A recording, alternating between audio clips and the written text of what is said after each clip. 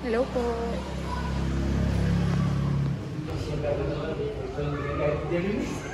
Ito, uy.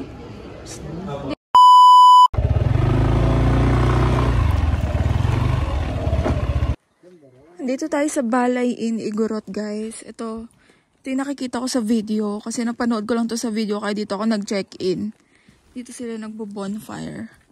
Ayan. Kaso nga lang, parang walang tao, sis. Self-check-in ata dito eh. Charing. Baba tayo, guys. Yeah. Ganda ng view. Pwede tayo magmuni-muni dyan. Green hat. Ano ba yung green hat? Ano tayo dito? Ayan o. Ayun sa may baba.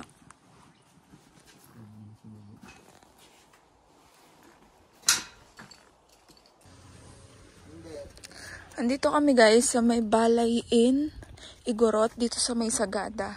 So, ganito yung mga tsura ng glamping niya guys. Ganito yung kinuha namin. 1-2 per night siya.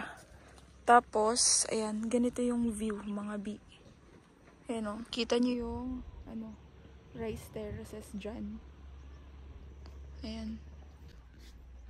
Yung ibang mga, yung ibang mga rooms under construction pa. Ayan. Dito kami guys ha. Glamping cabin 1. Tapos, ayan o. Meron pa dyang upuan. Pag gusto mo magkape. Tapos, ito yung view mo, B. Diba? Sumaging ba to? Ayan guys. First activity namin, day 1. Sumaging cave. Bumili kami ng sleepers kasi wala kaming dalang sleepers. Ayun yung tour guide namin guys, si Sir Manuel. Buti may marami pang tao. Okay, baba tayo.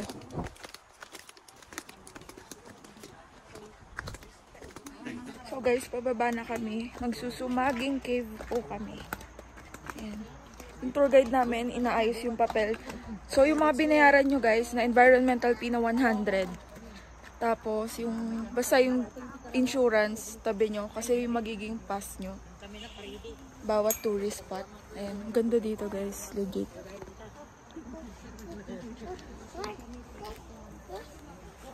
Let's go! Sumaging cave.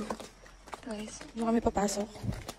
And, here we go! So guys, wow.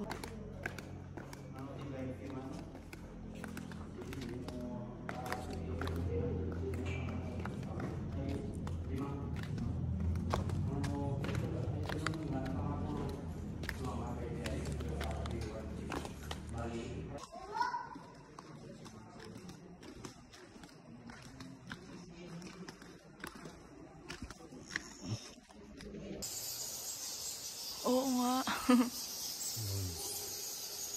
At dito na naman, dito natin makita ang tinatawag na flamingo. Flamingo. Opo, ayun na po. Sundan nyo yung iniilawan ko. Ayun, no? Yan ang ulo niya. Ito yung leg, ito yung katawan. Flamingo. Highlight ng Sagada. Itong sumaging hati siya ng dalawang stages. Yung unang stage, yan po yung madulas na dadaanan natin. Kaya pag hindi nyo kayang nakatulong maglakad, paupo na lang tayo, gamitin natin ang kwek pang preno. Okay po. Tapos huwag na kayong basta magpipicture habang nasa madulas na park. Okay po. And then pag sinabi ko na apakan nyo ha. Pag...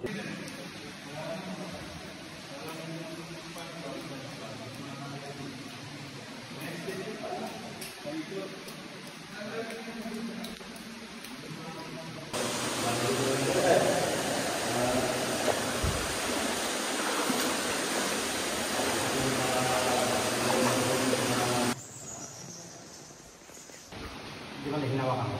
Diretso mo yung right na ibaba. Diretso mo ibaba mo yung right. Tingnan, apak. Okay? The foot. Go. Okay? They put down. Sige pa. Sige, ibaba mo ba? Ibaba. Okay.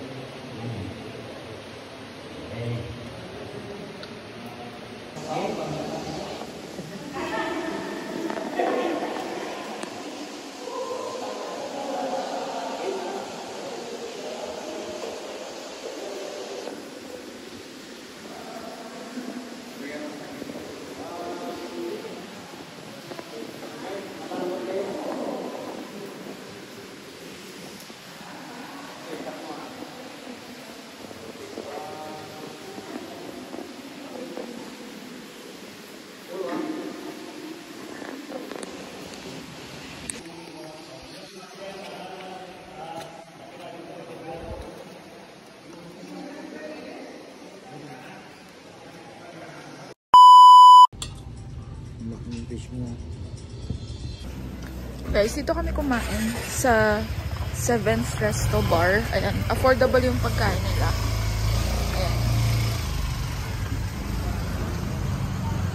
May mga tinda rin na Korean goods dito. Korean ata yung may-ari. Kasi yung mga menu nila meron silang tteokbokki, ganun. Tteokbokki. Ayan. Ganun. So 15 hours ang biyahe nyo.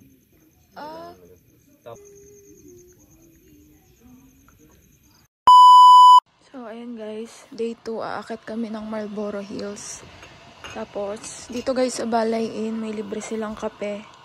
Barako. Tapos, maglalagay ka na lang ng sugar, tapos ng cream. Ayan. Titimpla muna tayo ng kape guys.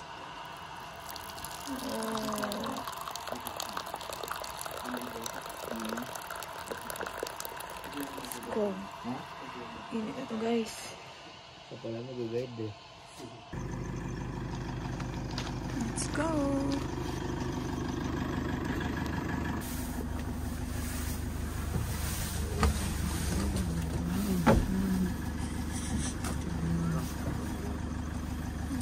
Lamig na ulan. Sutin mo muna yung bakit.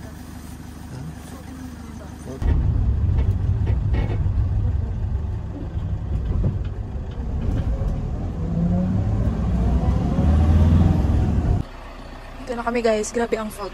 Nandito na sa mismong kalye. So, andito na kami guys. Ah, cute. Oh. Aakit din siya ng hills. So, for the tungkod. Let's go. Ito na. Ito na yung baba ng hills bago kayo. Ayan, marami rin pala tayong kasabay eh. Ayan. So, gravity naman ng fog dito here. Ang lamig. Kailangan double jacket kayo guys. Ayan. May mga kasama din tayo. Tapos may mga tinda rin dito. Mga scarf. Bonnet. Ayan. May mga jackets dito. Bonnet. Ayan. Just in case nakalimutan nyo. Oh.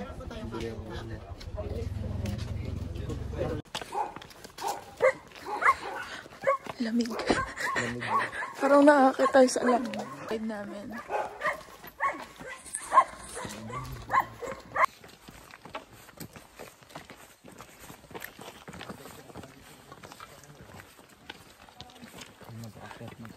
Bakit na to? Ito na yung pinaka-pick guys. Kit na aso. Yan. So, pag narating nyo yung peak, meron ditong kainan. Ayan. Antay na lang namin yung sunrise dito. So, may mga noodles, yan, water.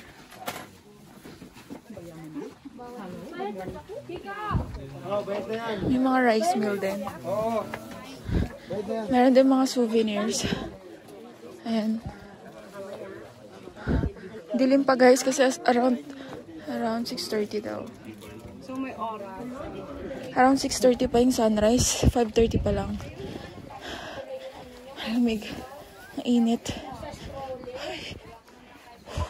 Dito namin naantayin guys. Dilim din yung makikita. Ayan. Kakain tayo. Kano po yun? 80 pesos. Champurado ako. Isang goto, isang temporado. Sige po. Lagyan po. Sarap po. Lamig dito guys.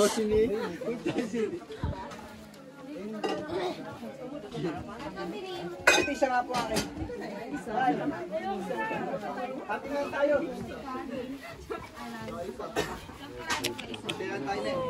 Cute daw. Wala kayo.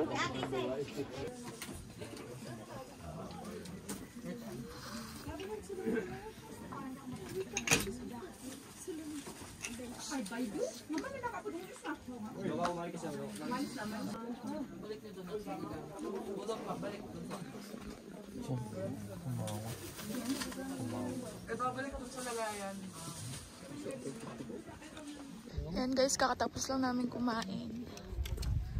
Naantay na namin ng sunrise. And dami na nag-aabang. Wow. Sobrang lamig. Pasok ever. Sige na. Nagdagdag sila ng equipment. Bukas yan. Doon sa may mga salamin. Kita ba? Tinan mo. Kita ko. Hindi. Kita ka. Wala.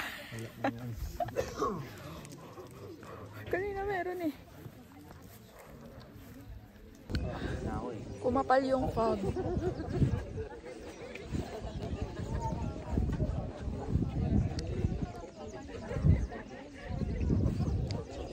Sobrang lamig. 13 degrees na ata dito ngayon. Kanina 14. Ito pala, nakika. Nasa peak tayo ng Marlborough Hills. Ayan na, meron na konti.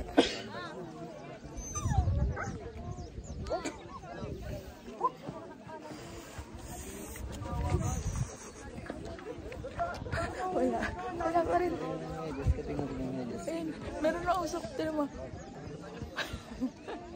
Just keeping yung black na. Black na yung images.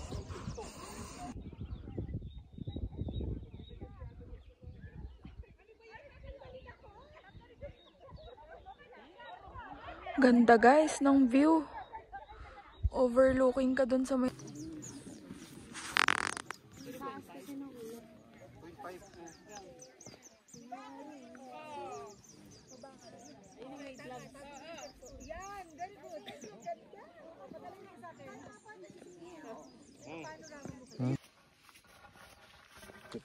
Ganda ng view.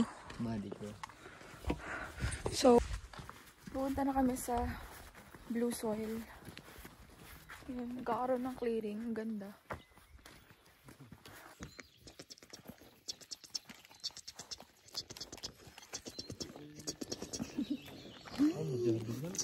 Type like pala dito.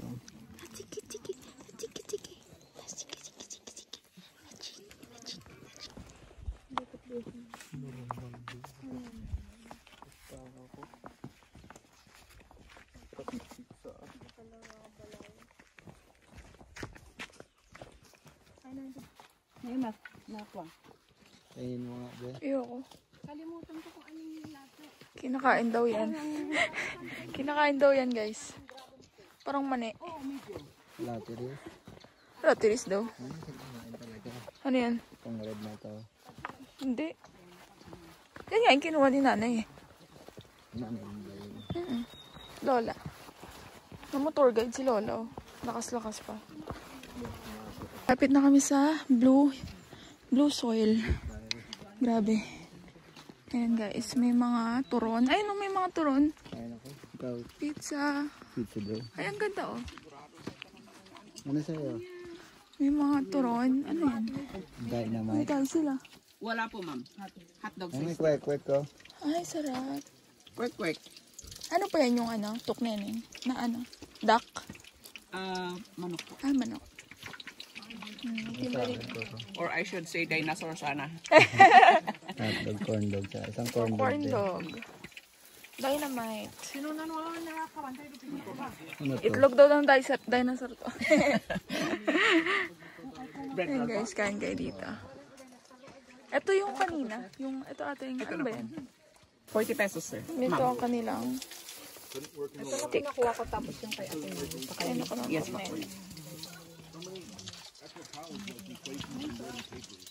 Sabi ni Kuya, Pine 1, 2, and 3.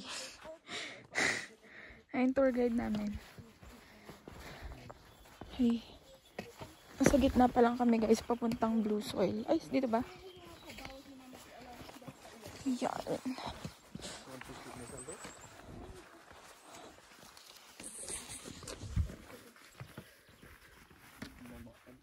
Kaya pa? Mapit na. Sa gitna pa lang tayo, mga 1 hour pa.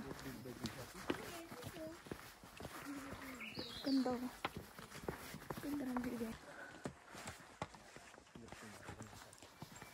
Ganito yung dahanan, pababa. Papuntang Blue Soil. Actually, hindi siya pababa. Taas baba siya. Madulas yung puting ano be. Ayan, dito na daw tayo sa tinatawag na Pine Forest.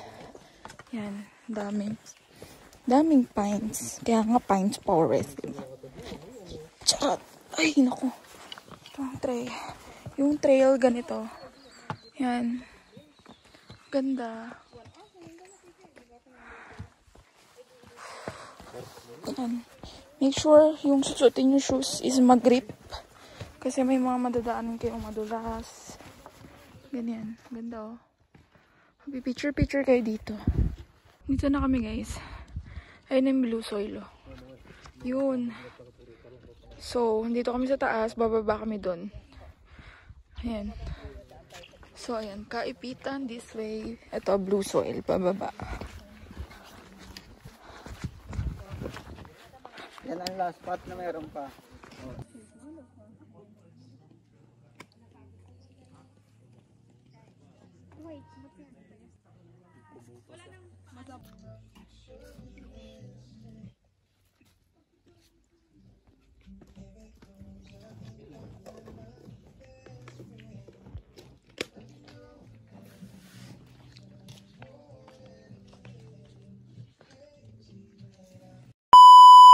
Dito kami nagstay guys sa Canaway Rest House. Punuan kasi dito guys kasi Friday kami pumunta. Tapos ayan, eto, may withdrawan sila dito katabi niya. Tapos meron din kainan. Dito kasi full na. Buti nang nakita namin si nanay kagabi. Kasi dun sa Balay Inn guys, one night lang kami dun. Para matry din namin yung ibang stays dito. Dito naman guys is 500 per head. Dun sa Balay 600 for 2 packs. Dun sa mga glamping na pinakita ko sa inyo sa video. Ganon. Pas yung mga Nipa Hut, ano siya, tawag dito, ibang rate siya guys. So, ito na yung pinaka-town proper ng Sagada. Dito lahat, mga tindahan, mga restos. Ayan, marami kayong makakainan dito. Kaso nga lang, medyo pricey talaga sa iba. So, mag-check-check na lang kayo. Ayan. Ayan si nanay. Hello po. Ha? Ah. Ito yung tsura guys. Ayan. Wala pa silang kainan dito guys. Lamesa lang pala nila nanay. So ayan, may paref. And ayan. Ito yung pinaka room. Tapos may kitchen and bathroom. Ayan lang guys. Ayan lang. Ito double deck guys. Ayan o. Spacious naman. Ito lang yung gagamitin namin. Kasi dalawa lang naman kami. Sa taas, hindi namin gagamitin. So that's it. Pahinga lang muna kami. Hello? Ito ba umupo? Ito ba umupo? Ha? Hindi umupo? Tabi tayo? It's okay? It's okay? Ah, so pretty. Bait guys oh.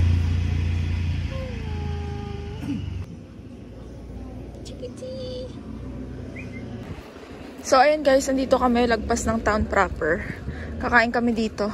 Sa iba naman, tikman nyo lahat ng mga kainan dito sa Sagada para matikman nyo kung anong best nila. So, ayan, dito kami. Cafe Valeria. Ayan, oh, may tusok-tusok rin sila dito.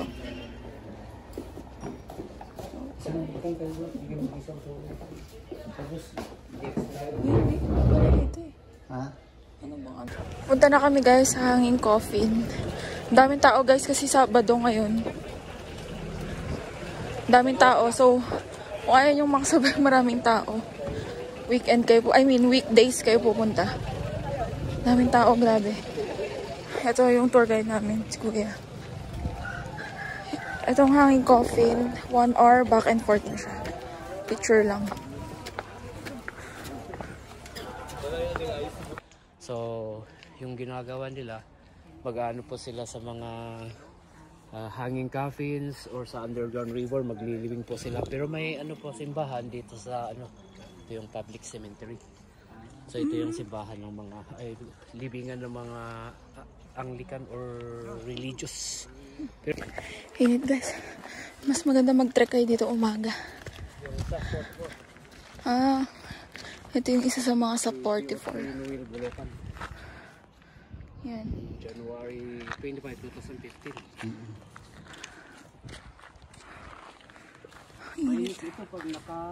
Pag-guess po dito, sumisigaw po. So maririnig ka pong mga echo. Pero ngayong 2019 pataas po, nagreklamo po yung patay. Ayaw nila po yung maingay.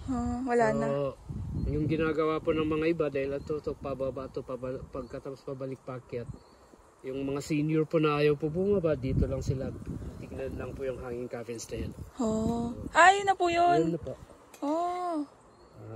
Sa ano po, di pag galing kayo sa Sumaging Cave, may madadaanan din kayong mga hanging coffins pa. Oh. So hanggang po dito sa Lumiang Burial Cave, yan yung pinakauna pong libingan ng mga tao dito sa Sagada. Hanggang po sa Underground River, ito yung ano, mga burial site nila noon. So tinawag po to na Patay Sagada. Patay Sagada. Dahil dito kasi yung mga libingan ng mga patay, so Patay sa Sagada. Oh. So ito yung pinaka-sentro ng Sagada. Ayun. Yun, oh. Ganito lang kalayo, pwede na. Ganito lang kalayo, makikita yung coffin siya, ano. Oh, yung mga... Pero lapitan natin. Pwede.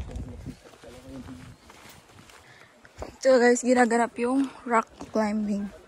Yan. Pwede kayo mag-avail dyan kung gusto nyo itry. Ayoko. Init eh. Yan guys. Taas din pala, no? Wait lang ha. So, ayan.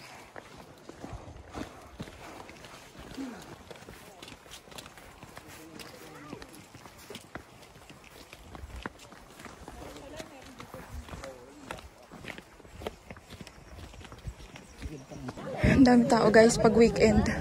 Weekdays kayo pumunta.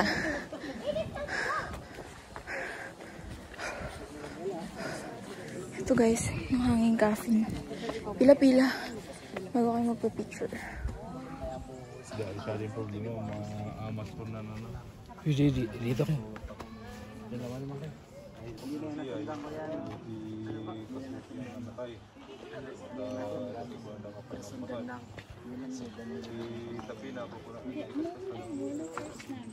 Dito.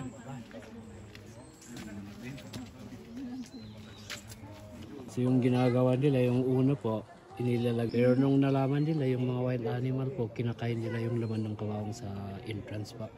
So yun yung dahilan kung bakit nila itinaas. Saka noon po, yung ginagawa nila, pag lumabas kang naka-fetal position, magwawakas kang naka-fetal position. So kita may mga maliliit pa, matanda ang mga yan. Pero noong 1900s po, dumating yung mga Christian po dito sa Sagada, so yun nakahiga po. Saka dito po sa Sagada, pag mga bagong panganak po yung bata, magbibigay sila ng igorot name po sa kanyang bahay. Tapos sa simbahan, yan yung Christian name po niya. Okay. Matulad ng bumitaw niya, yan po yung igorot name niya. Tawag siya sa kanya po dito sa Sagada. Pero yung Dalmasio Country, yan po yung Christian name po niya. Christian name. Bumit. Saka ano po, dito sa Sagada, hindi lang basta-basta kung saan nila inilalagay yung mga kabaong po. Hanap sila po ng lugar na hindi nababasa yung mga kabaong. Dahil pag nababasa kasi, palagi pong madali pong basira po. Ito, mga 100 years ang mga yan. 100 years. Hindi po nababasa. Oo. Hindi nasisira po. So nilagyan nila ng yero para pang support po para hindi mabasa. Saka po, yung ginagawa ng mga tao dito, pag mamatay yung tao, gagawin nila kagad po ng fetal position. Para habang malambot pa, pagkatapos po, ipapaupo sila sa upuan doon, pero nasira po. Pagkatapos po, kung ready nila pong ilibing yung tao, iuna po nila yung kabaong dito sa umaga. Pagkatapos balikan nila yung patay, bubuhatin parang bola po punta po dito. Yung dahil lang kung bakit nila pinag-agawan yung patay, pag may dugo daw or fluid na galing sa patay na mag-drop sa inyong katawan, may swerte nila nila sa inyo. Puro mga tali lang po yan, ano? Tali sa bato. Oo. Noon po, wala kasing mga baka, so yung lagay dyan, kahoy lang. Pagkatapos Dito kami guys sa pottery.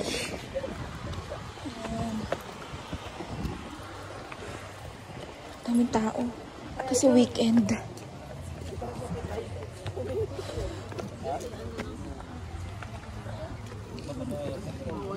Ito pala. Number 6. May tinda.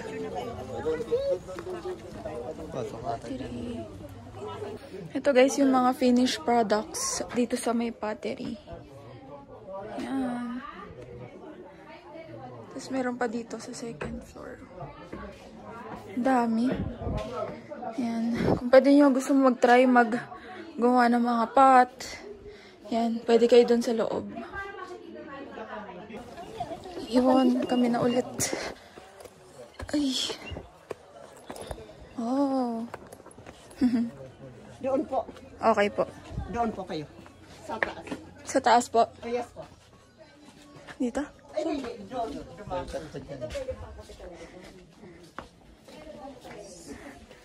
Ang dami oh. Subject word ako na ay ano ka. Okay. Ate, makani pang kape. Excuse me. Ano ka tayo di ka kadya tayo dito. Dito ho? Ate, di dyan. Excuse me po. Ito? Ito? Hindi po.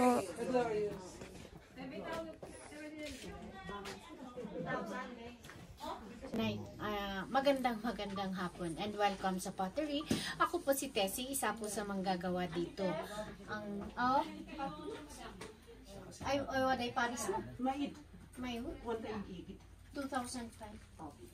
So, ang pottery na ito, nagsimula po siya noong year 2000 by Archie Stapleton. Archie is...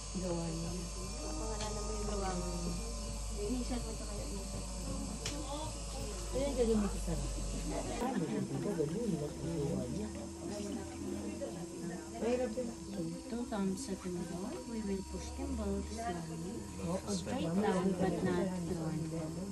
Okay, now separate your thumbs apart slowly. Good job. Release your hands. Ngayon, gawa tayo ng cylinder. Paki-relax lang po ang kamay nyo. Ako ang maglalagay ng pressure. So, i-compress natin and then slide our fingers out to the top.